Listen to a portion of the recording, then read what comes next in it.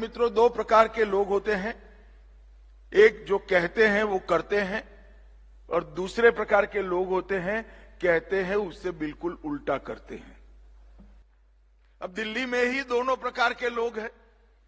नरेंद्र मोदी जी है जो कहते हैं वो करते हैं और एक ही टर्म में पूरा कर कर छोड़ते हैं, और दूसरी ओर हमारे मुख्यमंत्री केजरीवाल साहब हैं।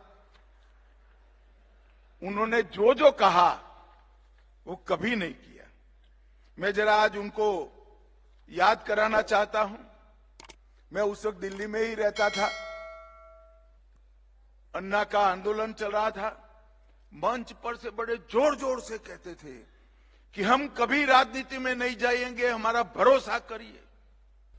यही केजरीवाल कहते थे।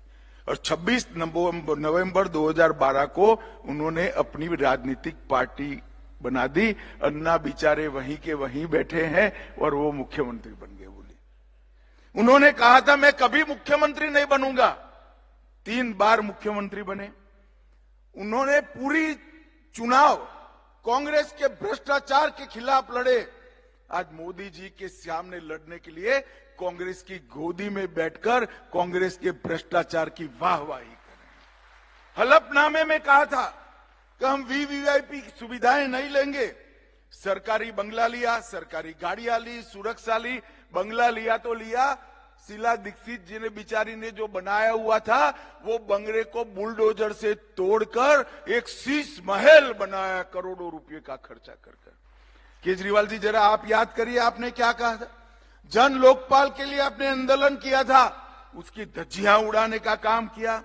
शीला दीक्षित के खिलाफ भ्रष्टाचार पे कदम उठाएंगे, अब तक चुप्पी साधे हुए हैं। और शीला जी की भ्रष्टाचारी कांग्रेस पार्टी के साथ आपने गठबंधन कर दिया, और आज दिल्ली में फिर से एक बार आप भ्रष्टाचार की गंगा बहाने का काम किया।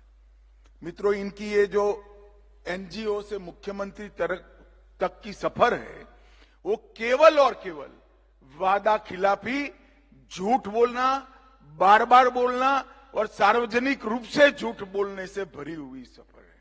और उनके भ्रष्टाचार के लिए भी आज कांग्रेस पार्टी के भ्रष्टाचार की हम बात करते हैं। कॉल ब्लॉक हो, कॉमनवेल्थ हो, 2G का घोटाला हो, Sharda chit fund, INX media, Aircel, Antariksh, land for job, Panchkula Gurgaon में भूमि का आवंटन, Jammu Kashmir cricket association, Embraer deal, Hawk aircraft, Agusta Westland, Bofors, Maruti घोटाला, ये सारे घोटाले की निंदा करने वाले केजरीवाल जी स्वयं आज क्या हुआ बताइए मुझे? दिल्ली में शराब घोटाला हुआ। ये शराब घोटाले में मुझे एक बात पर दिल्ली वासियों का खास ध्यान दिलाना है। पहली बार देश में ऐसा हुआ है कि किसी राज्य का शिक्षा मंत्री शराब घोटाले में जेल में गया है। जिनका काम शिक्षा का प्रचार और प्रसार करने का था, उन्होंने शराब का प्रचार और प्रसार करा, 2875 करोड़ का घपला किया और आज जेल में बैठे हैं। मनीष सिसोदिया भी जेल में, संजय सिंह जेल में, केजरीवाल जाते नहीं है जवाब देने के लिए। दिल्ली जल बोर्ड 78,000 करोड़ का घोटाला, बंगला घोटाला 125 करोड़ का, और शीश महल के रिपेयरिंग में 9 करोड़ का घोटाला, क्लासरूम घोटाला लगभग बने ही नहीं, और 5,000 करोड़ का हेरफेर है।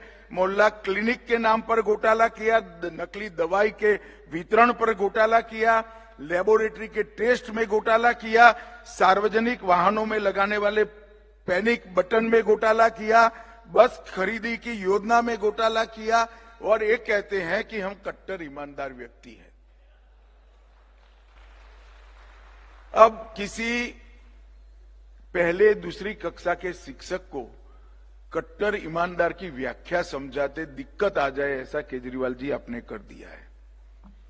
इतने सारे घोटालों की सीरीज दिल्ली में की है, और अब वो राष्ट्रीय चुनाव लड़ने के लिए अंत में कांग्रेस की गोदी में बैठ गए। जिस कांग्रेस को गाली बोलकर आप सत्ता पर आए तो दिल्ली की जनता को कहा था हम भ्रष्टाचार से मुक्त करेंगे।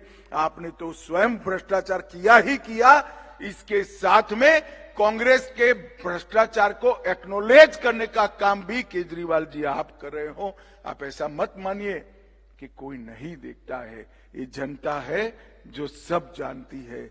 आने वाले चुनाव में आपको मालूम पड़ेगा, आप कितने भी नियम नीति छोड़कर गठबंधन करिए, आएगा तो मोदी ही 400 पार कर तीसरी बार मोदी जी देश के प्रधानमंत्री बनने वाले हैं। मैं पूरे देश का दौरा किया है, 125 से ज्यादा सीटों पर गया हूं। मैं आपको बताता हूं मित्रों, उत्तर गया, दक्षिण गया, पूरब गया, पश्चिम गया, मध्य में रहा, हर जगह पे आज युवा हो, महिला हो, बुजुर्ग हो, सभी लोग नरेंद्र मोदी के समर्थन में खड़े हुए दिखते हैं, क्योंकि 10 साल के अंदर मोदी जी ने देश को समृद्ध किया है, शिक्षित किया है, मोदी जी ने देश को सुरक्षित किया है और इस देश से आतंकवाद और नक्सलवाद को समाप्त करने का काम हमारे प्रधानमंत्री नरेंद्र मोदी जी ने